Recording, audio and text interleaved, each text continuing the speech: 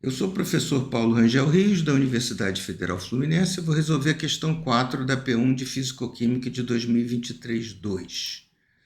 Essa questão é interessante que a gente usa a fórmula da solução regular, determine, eu digo que é uma solução regular e dou entalpia de mistura, quer dizer, eu dou energia de excesso, quem não se lembra, cheque as fórmulas, determine o coeficiente herriano de A em função da composição, e B, o coeficiente herriano para a solução diluída de A em B. Tá? Vamos lá. Então, a solução regular aqui, a gente sabe que aqui é o excesso e isso é igual a RT-ln do coeficiente de atividade. É o que junta o coeficiente de atividade com a energia de excesso. O coeficiente de atividade pode ser visto como uma correção da concentração e corrige-se a concentração para se chegar à atividade.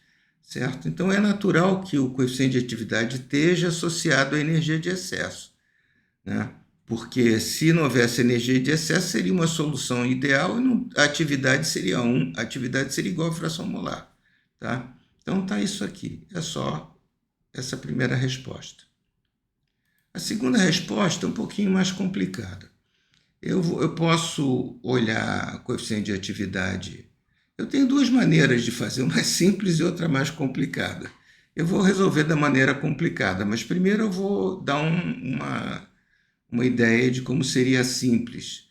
Veja, o coeficiente de atividade, quando o Na tende a zero, ele tende ao coeficiente de atividade herriano, então ele chega a esse valor aqui.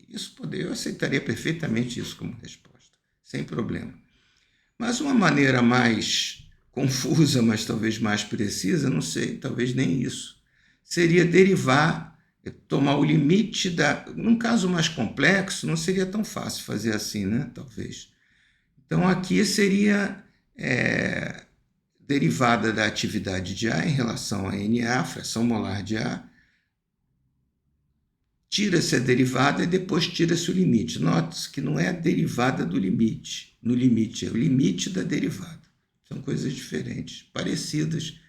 Funções contínuas, acredito que seja igual, mas é bom a gente ter um pouco de cuidado. Quando eu derivo isso aqui, infelizmente, nós temos um caminhão, tá certo?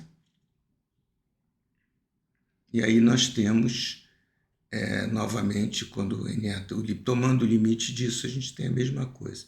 Você pode dizer, mas também poderíamos fazer o limite do coeficiente de atividade quando o Na tende a zero, provavelmente.